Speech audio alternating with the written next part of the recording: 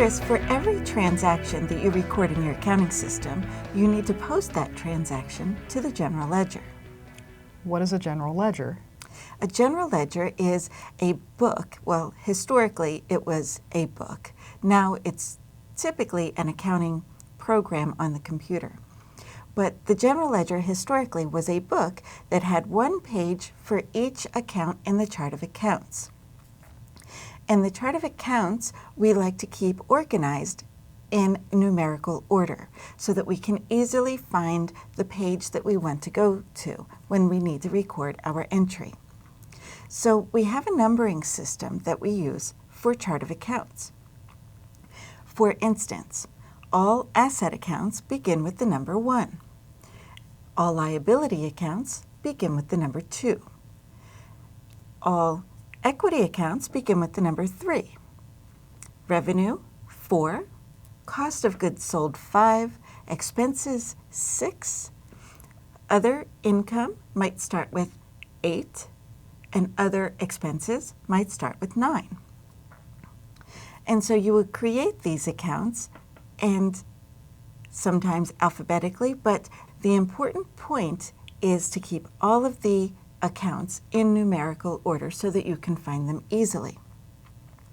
And so as you write a check from your bank account, so you would come to the cash on hand general ledger page and record your entry, which would be a credit to reduce your bank balance.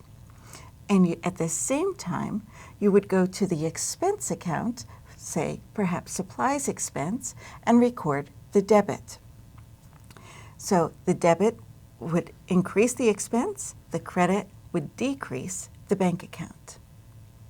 In the last module, when we talked about the T accounts, all you saw was a letter T with a D and a C on top of it. So this is what the general ledger T account really looks like.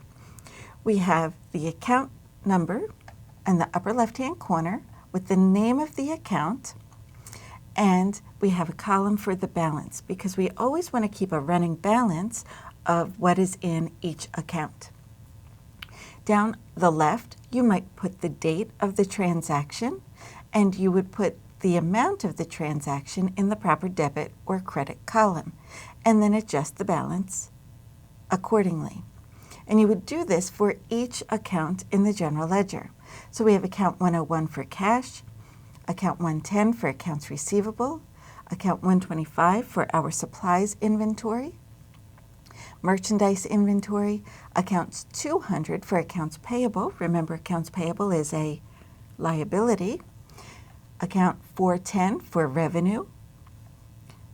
Accounts 525 for the cost of goods sold, and account 610 for supplies expense. So when we increase our supplies by $820, we are increasing it with a debit.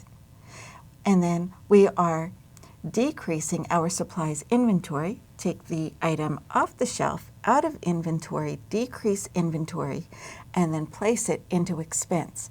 So we are crediting our supplies inventory. Let's look at the cash on hand. When we make a deposit of $4,200 to the bank, we are increasing our revenue by $4,200. When we write a check for a bill, we are decreasing our bank account $1,180 with a credit, and we are decreasing our accounts payable by $1,180. You can see that transaction right here.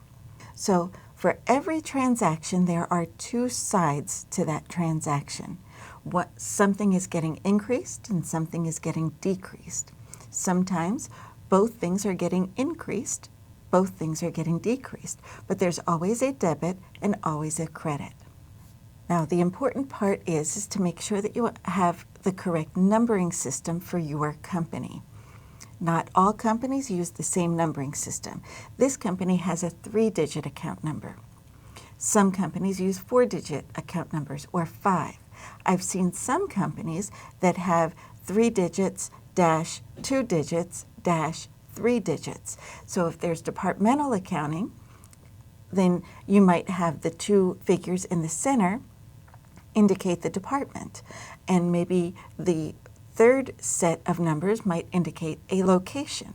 So you want to make sure that you understand the chart of accounts for your company.